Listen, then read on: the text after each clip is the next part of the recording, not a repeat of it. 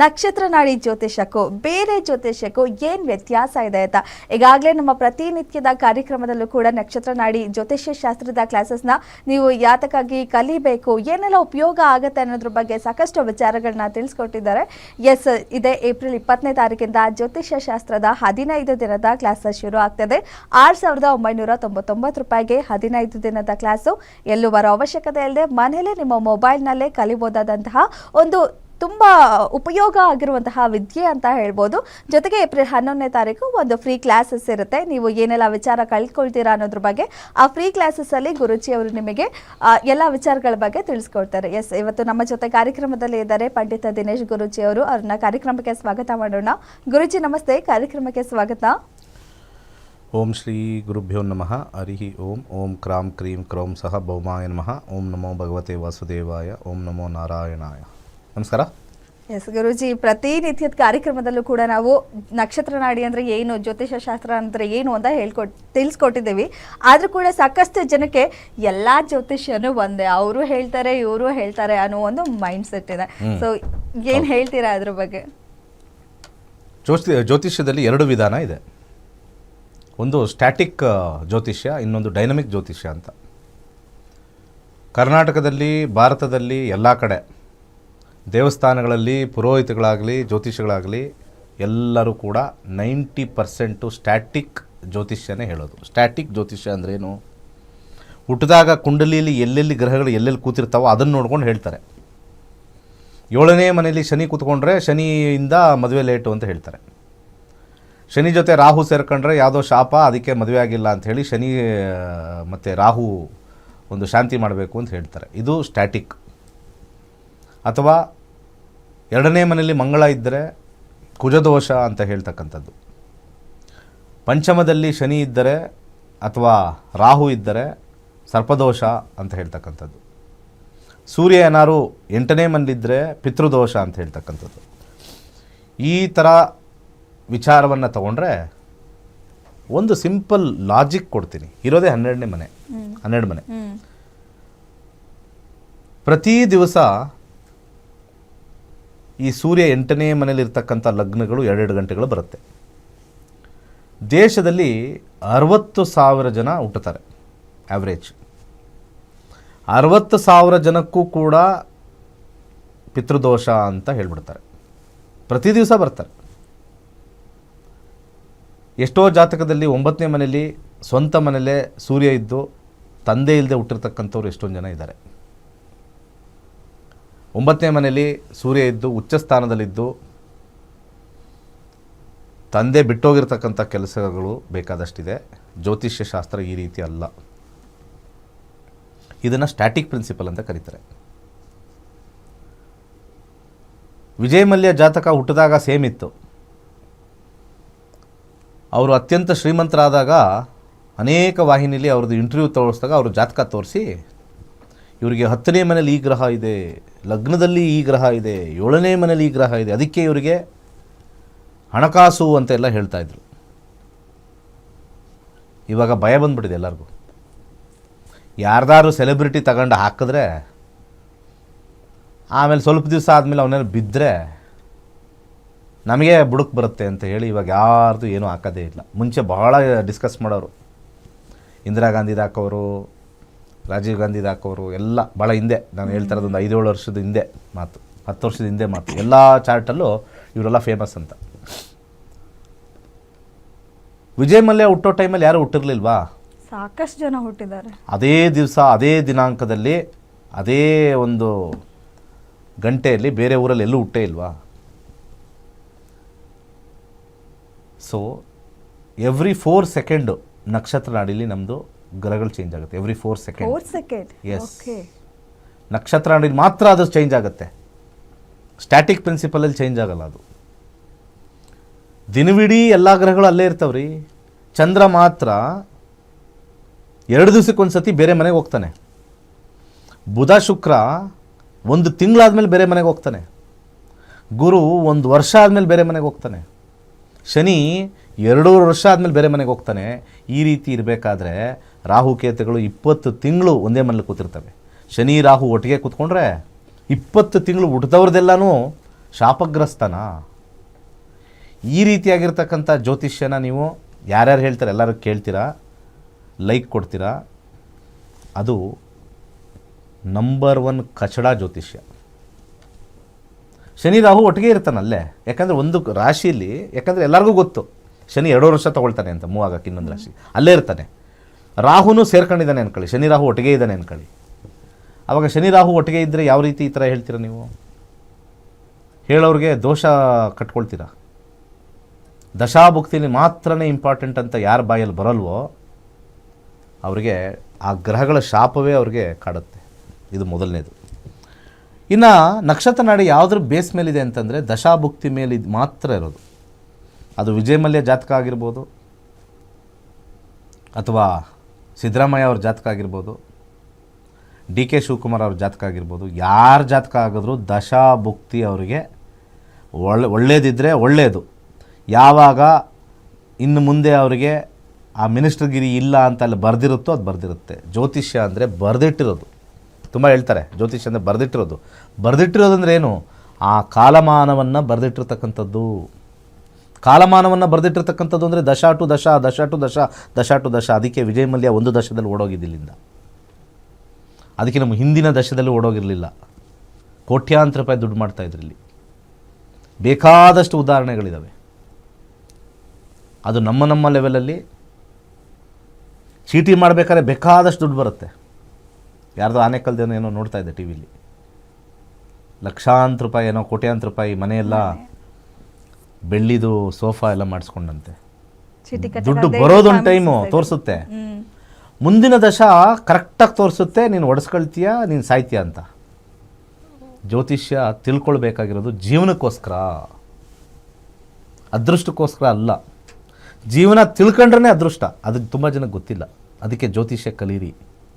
ಯಾಕೆ 65,000 ಜನ ಕಲಿತು ಡಾಕ್ಟ್ರೇಟ್ ಮಾಡಿದ್ದಾರೆ ಅಂದರೆ ಇದರಲ್ಲಿ ಜ್ಯೋತಿಷ್ಯದಲ್ಲಿ ನಕ್ಷತ್ರ ನಾಡಿಲಿ ಸತ್ಯ ಇದೆ. ಇನ್ನು ಬೇರೆ ಜ್ಯೋತಿಷ್ಯದಲ್ಲಿ 100% ಅಲ್ಲ 1000% ಸತ್ಯ ಇಲ್ಲ. ಮೋಸ ಹೋಗ್ತಾ ಇದ್ದೀರಾ.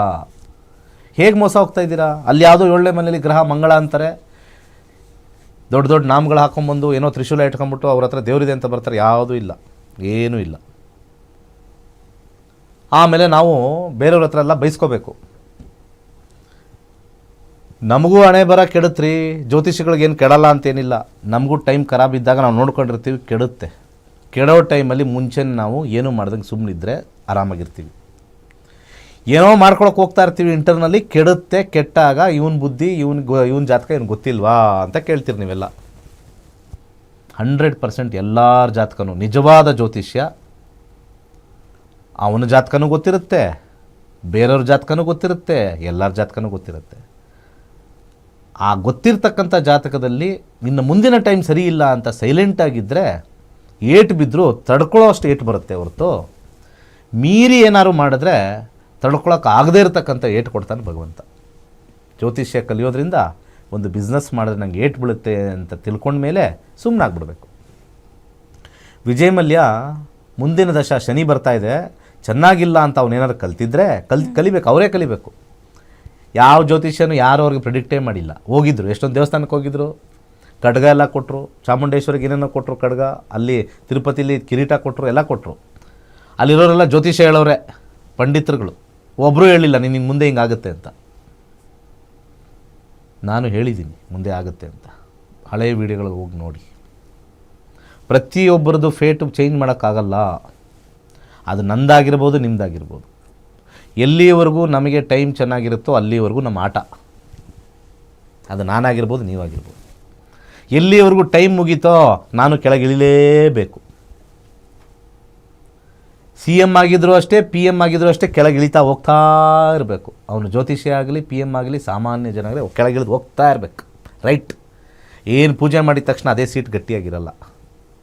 ಇದನ್ನು ದಯವಿಟ್ಟು ಎಲ್ಲ ವೀಕ್ಷಕರು ಅರ್ಥ ಮಾಡಿಕೊಂಡ್ರೆ ಜ್ಯೋತಿಷ್ಯ ಅಷ್ಟು ಪರ್ಫೆಕ್ಟ್ ಸೈನ್ಸ್ ಮತ್ತೊಂದಿಲ್ಲ.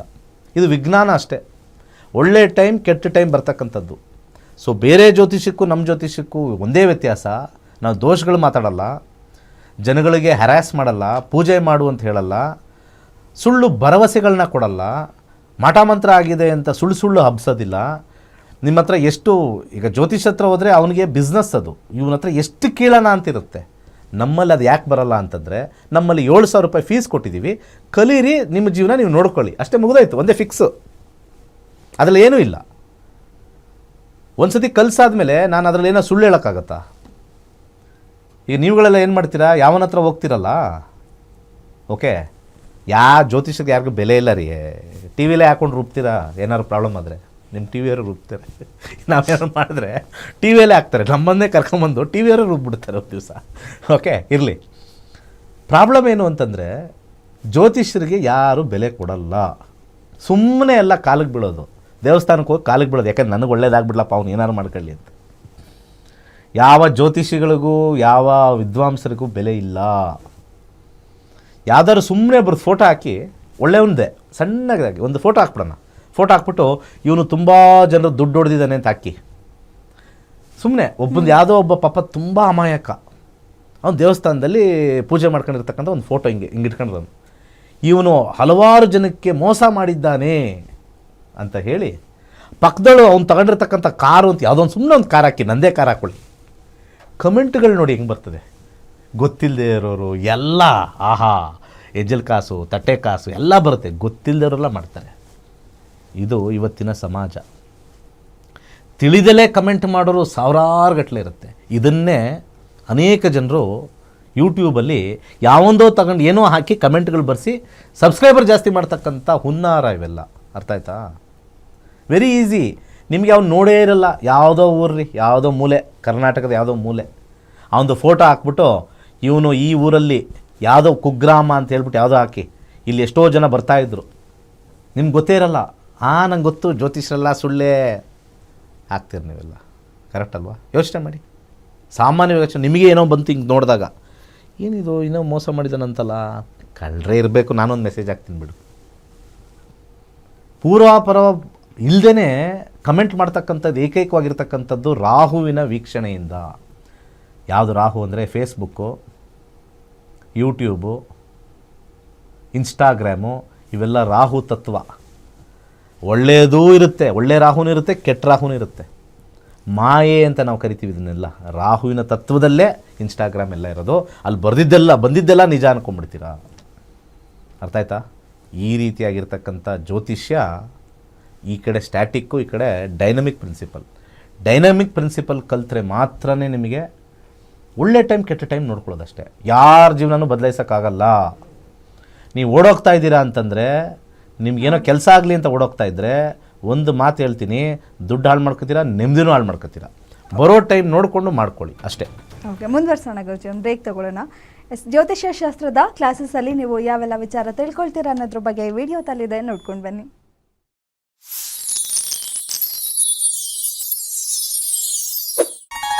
ಎಲ್ಲರಿಗೂ ನಮಸ್ಕಾರ. ವೈಜ್ಞಾನಿಕ ತಂತ್ರಜ್ಞಾನವನ್ನು ಒಳಗೊಂಡಿರುವ ನಕ್ಷತ್ರ ನಾಡಿ ಜ್ಯೋತಿಷ್ಯ ತರಗತಿಗಳಿಗೆ ಸುಸ್ವಾಗತ. ಈ ತರಗತಿಗಳಲ್ಲಿ ಪಂಡಿತ್ ದಿನೇಶ್ ಗುರೂಜಿ ಅವರು ಕಲಿಸಿಕೊಡುವ ವಿಚಾರಗಳೆಂದರೆ, ನಮ್ಮ ಬ್ರಹ್ಮಾಂಡದ ಸೃಷ್ಟಿ, ವಿಷ್ಣುವಿನ ದಶಾವತಾರಗಳಲ್ಲಿ ವೈಜ್ಞಾನಿಕ ಆಧಾರ, 4 ಯುಗಗಳು, ಉತ್ತರ ಧ್ರುವದ ಪ್ರಾಮುಖ್ಯತೆ, ನಕ್ಷತ್ರಗಳು, ರಾಶಿಗಳು, ರಾಹು ಮತ್ತು ಕೇತು ಪುರಾಣ, ರಾಶಿ ಚಕ್ರದಲ್ಲಿ 27 ನಕ್ಷತ್ರಗಳ ಸ್ಥಾನ, ರಾಶಿ ಚಕ್ರದ ಡಿಗ್ರಿ ಲೆಕ್ಕಾಚಾರ, ನಕ್ಷತ್ರದ 108 ಪಾದಗಳು, ದಶಾ ಲೆಕ್ಕಾಚಾರ, ರಾಶಿ ಚಕ್ರದ ಗುಣಲಕ್ಷಣಗಳು, ಲಗ್ನದ ಪ್ರಾಮುಖ್ಯತೆ, ಲಗ್ನ ಲೆಕ್ಕಾಚಾರ, ದಿನಗಳಲ್ಲಿ ಲಗ್ನವನ್ನು ಕಂಡುಹಿಡಿಯುವ ಸರಳ ಲೆಕ್ಕಾಚಾರ, ಲಗ್ನದಿಂದ ವಿವಿಧ ಮನೆಗಳಲ್ಲಿನ ಗ್ರಹಗಳು, ನಕ್ಷತ್ರ ನಾಡಿ ತತ್ವಗಳು, ಗ್ರಹಾಧಿಪತಿ, ನಕ್ಷತ್ರಾಧಿಪತಿ, ಉಪ ನಕ್ಷತ್ರಾಧಿಪತಿ ಲೆಕ್ಕಾಚಾರ, ಪ್ರಶ್ನಾಶಾಸ್ತ್ರದ ಮುಖೇನ 249 ವಿಭಾಗಗಳ ಲೆಕ್ಕಾಚಾರ, ವಿಶ್ಲೇಷಣೆಯಲ್ಲಿ ದಶಾ, ಭುಕ್ತಿ, ಅಂತರ್ಭುಕ್ತಿಯ ಅರ್ಥ, ಜಾತಕದಲ್ಲಿ, ಶಿಕ್ಷಣದಲ್ಲಿ ಆಯ್ದುಕೊಳ್ಳಬಹುದಾದ ಕೋರ್ಸ್, ಪಡೆಯಬಹುದಾದ ಶೇಕಡವಾರು ಯಶಸ್ಸು, ಉದ್ಯೋಗ ಅಥವಾ ವ್ಯವಹಾರದಲ್ಲಿ ಕ್ಷೇತ್ರದ ಆಯ್ಕೆ, ವ್ಯವಹಾರದಲ್ಲಿ ಯಶಸ್ಸಿನ ಲೆಕ್ಕಾಚಾರ, ಮದುವೆ ವಿಚಾರದಲ್ಲಿ ಸಂಯೋಗಗಳು, ತೊಂದರೆಗಳು, ವಿಚ್ಛೇದನ, ಸಂತಾನದಲ್ಲಿ ತೊಂದರೆಗಳು, ವಿಳಂಬವಾಗುವುದು, ಆಸ್ತಿ ಅಥವಾ ವಾಹನ ಖರೀದಿಯಲ್ಲಿನ ಸಮಯವನ್ನು ತಿಳಿಯುವುದು, ಆರೋಗ್ಯ ವಿಚಾರಗಳಲ್ಲಿ ಶುಭ ಅಶುಭ ಸಮಯದ ಲೆಕ್ಕಾಚಾರ, ಆರೋಗ್ಯ ಸಮಸ್ಯೆಗಳು ಉಂಟಾಗುವ ಸಮಯ ಮುಂತಾದ ವಿಚಾರಗಳ 3 ಹಂತಗಳಲ್ಲಿ ಶುಭ ಅಶುಭ ಸಂಯೋಗಗಳ ವಿಭಜನೆ, ಪವರ್ ಪೊಸಿಷನ್, ಪುಷ್ಪಲ್ ಸಿದ್ಧಾಂತ, ಗೋಚಾರದ ವಿಶ್ಲೇಷಣೆ, ಆಯ್ದ ಸೆಲೆಬ್ರಿಟಿಗಳ ಜಾತಕಗಳ ವಿಶ್ಲೇಷಣೆ, ಪರಿಹಾರಗಳು, ರತ್ನಗಳು, ರುದ್ರಾಕ್ಷಿಗಳು, ಮಂತ್ರ, ಕಲರ್ ಥೆರಪಿ, ದಾನದ ಪರಿಕಲ್ಪನೆ, ಇನ್ನು ಅನೇಕ ವಿಚಾರಗಳ ಬಗ್ಗೆ ಅತ್ಯಂತ ಸರಳವಾಗಿ ಗುರೂಜಿಯವರು ತರಗತಿಯಲ್ಲಿ ಕಲಿಸಿಕೊಡುತ್ತಾರೆ. ಈ ತರಗತಿ ಜೊತೆಗೆ ಅತ್ಯಾಧುನಿಕ ತಂತ್ರಜ್ಞಾನದಿಂದ ಬಳಕೆಯಲ್ಲಿರುವ ಗೋಲ್ಡ್ ಟ್ರೀ ಆಸ್ಟ್ರೋ ಆಪ್ ಮೂಲಕ ಜಾತಕವನ್ನು ಪರಿಶೀಲಿಸುವ ಸುಲಭವಾದ ತಂತ್ರಗಳನ್ನು ಗುರೂಜಿಯವರು ತಿಳಿಸಿಕೊಡುತ್ತಾರೆ. ಜೀವನಕ್ಕೆ ಅತ್ಯಗತ್ಯವಾಗಿರುವ ವಿಚಾರಗಳನ್ನು ತಿಳಿಯಲು ಇಂದೇ ಈ ನಕ್ಷತ್ರ ನಾಡಿ ತರಗತಿಯನ್ನು ಸೇರಿ ನಿಮ್ಮ ಜೀವನದ ವಿಚಾರಗಳಿಗೆ ಮಾರ್ಗದರ್ಶಕವಾಗಿರುವ ಜ್ಯೋತಿಷ್ಯವನ್ನು ಅಳವಡಿಸಿಕೊಳ್ಳಿ. ಹೆಚ್ಚಿನ ಮಾಹಿತಿಗೆ ಇಂದೇ ನಮ್ಮ ನಕ್ಷತ್ರ ನಾಡಿ ಕಾರ್ಯಕ್ರಮಕ್ಕೆ ಮತ್ತೊಮ್ಮೆ ಸ್ವಾಗತ. ಗುರುಜಿ ಕಾಲರ್ ಇದ್ದಾರೆ, ಮಾತಾಡೋಣ. ಹಲೋ ಹಲೋ ಹಲೋ, ನಮಸ್ತೆ ಮೇಡಮ್, ಏನು ಹೆಸರು, ಎಲ್ಲಿಂದ ಕರೆ ಮಾಡ್ತಾ ಇದ್ದೀರಾ? ಶೈಲಾ ಅಂತ, ಮಂಡ್ಯದಿಂದ. ಓಕೆ, ಯಾರ ಬಗ್ಗೆ ಕೇಳಬೇಕು? ಡೇಟ್ ಆಫ್ ಬರ್ತ್ ಹೇಳಿ. ನಮ್ಮ ಮನೆಯವ್ರ ಬಗ್ಗೆ ಕೇಳಬೇಕಿತ್ತು. ಸರಿ, ಹೇಳಿ date of birth. 23/11. Okay. 1973. Okay, time? Time ಬಂದು ಬೆಳಗ್ಗೆ 7:34. ಓಕೆ, ಹುಟ್ಟಿದೂರು? ಹುಟ್ಟಿದೂರು ಮಂಡ್ಯನೇ. ಸರಿ ಮೇಡಮ್, ಏನು ಪ್ರಶ್ನೆ ಇದೆ ಕೇಳಿ, ಮಾತಾಡಿ, ಗುರುಜಿ ಇದ್ದಾರೆ. ನಮಸ್ತೆ ಗುರುಜಿ. ನಮಸ್ಕಾರ, ಹೇಳಿ.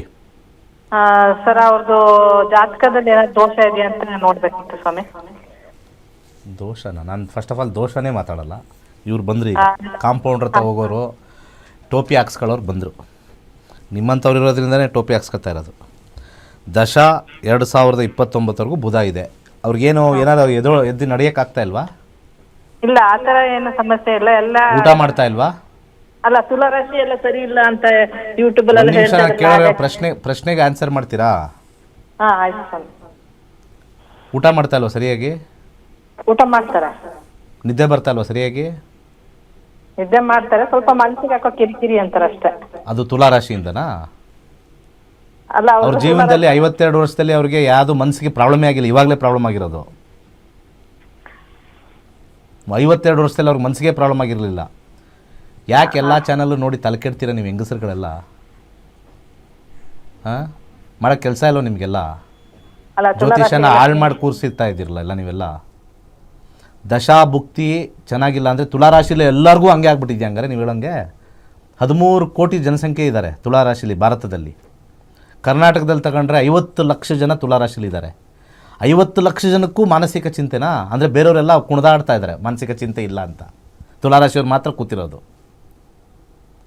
ಸ್ವಲ್ಪ ಚೂರು ಸಾಮಾನ್ಯ ಜ್ಞಾನ ಪಡಿಬೇಕು.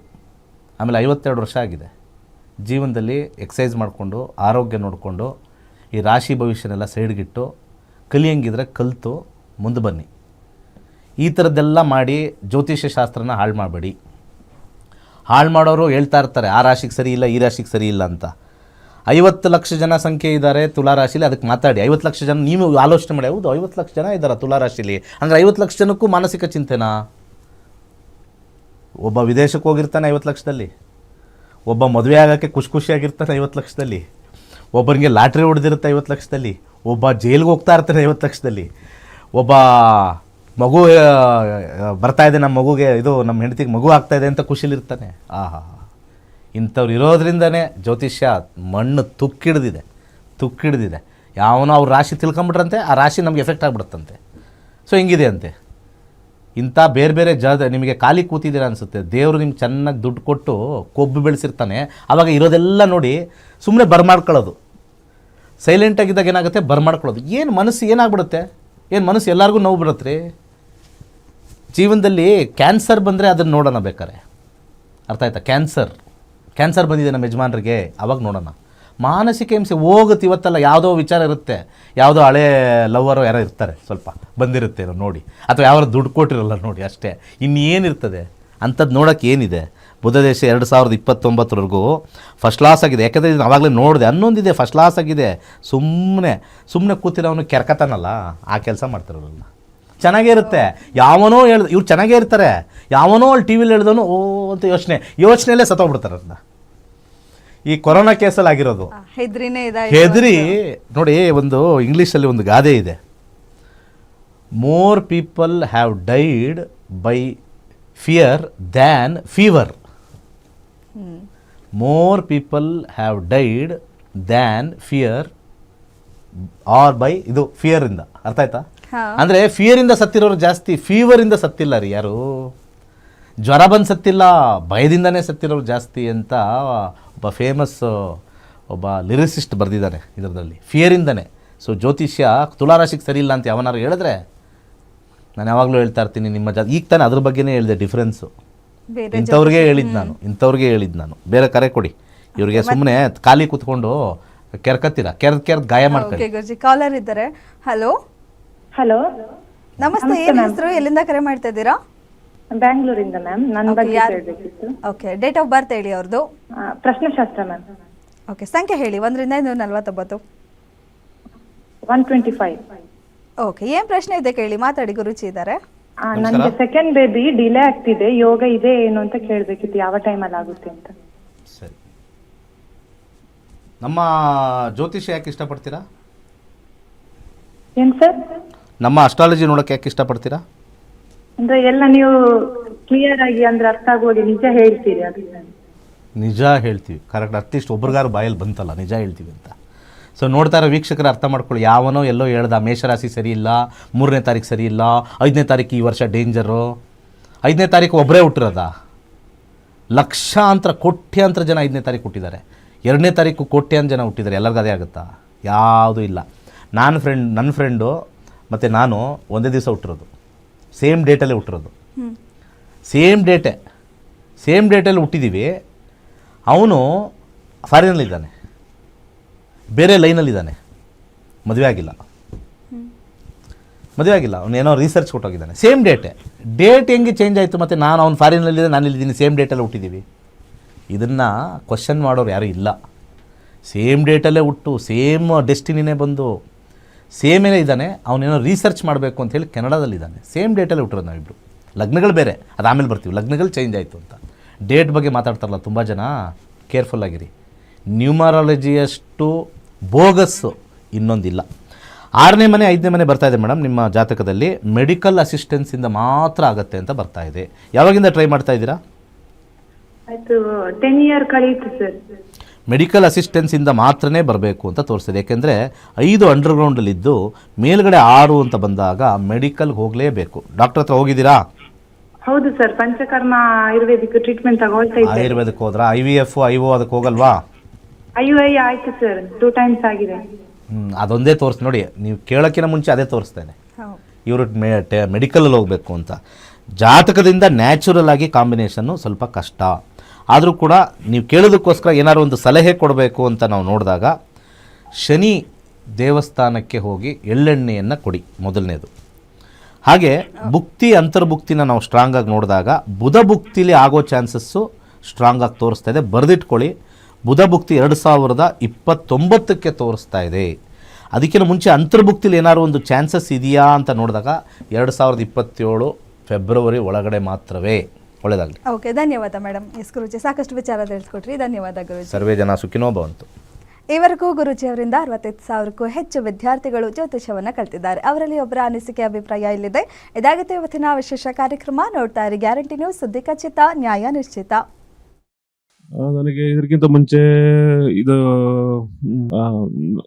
ಜಾತಕದ ಬಗ್ಗೆ ಆಗ್ಲಿ ಇದ್ರ ಬಗ್ಗೆ ಆಗ್ಲಿ ಅಂತ ಪರಿ ಇದು ಇದ್ದಿದ್ದಿಲ್ಲ. ಆದ್ರೆ ಬೇರೆ ಎಲ್ಲಾ ಜ್ಯೋತಿಷಿಗಳು ಎಲ್ಲ ಸ್ವಲ್ಪ ಆ ಹೋಮ ಮಾಡಿಸ್ರಿ, ಇದನ್ನ ಮಾಡ್ರಿ, ಹಂಗೆ ಅಂತ ಎಲ್ಲ ಹೇಳ್ತಾ ಇದ್ರು. ಆದ್ರೆ ನಾನು ನಕ್ಷತ್ರ ನಾಡಿ ಇದು ನಮ್ಮ ಕಿಶೋರ್ ಕಟ್ಟಿ ಅಂತ ಇದ್ದಾರೆ, ನಮ್ಮ ಭಾವರು, ಅವರು ನನಗೆ ಗೈಡ್ ಮಾಡಿದ್ರು. ಇವ್ರ ಈ ಕ್ಲಾಸ್ ತಗೊಳ್ರಿ, ನಿಮಗೆಲ್ಲ ಇದಾಗುತ್ತೆ ಅಂತಂದು. ಸೊ ಅವ್ರ ಗೈಡೆನ್ಸ್ ಪ್ರಕಾರ ನಾನು ನಕ್ಷತ್ರ ನಾಡಿ ಕ್ಲಾಸಿಗೆ ಜಾಯ್ನ್ ಆದೆ. ಗುರುಜಿ ಅವರು ಚೆನ್ನಾಗಿ ಕ್ಲಾಸ್ ಎಲ್ಲ ತಗೊಂಡು ವಿತಿನ್ 15 days ನಮ್ಮನ್ನೇ ಒಂದು ರೂಪ ಇದನ್ನ ಮಾಡ್ತಾರೆ. ಮತ್ತೆ ನಾವು ಪ್ರಾಕ್ಟೀಸ್ ಮಾಡ್ಬೇಕಾಗತ್ತೆ. ಪ್ರಾಕ್ಟೀಸ್ ಮಾಡಿ ಅದರ ಪ್ರಕಾರ ನಾವು ಅದರದ್ದು ಲಾಭವನ್ನು ತಗೊಂಡು ಬೆನಿಫಿಟ್ ಮಾಡ್ಕೋಬೇಕಂತ ಕೇಳ್ಕೊಳ್ತೇನೆ.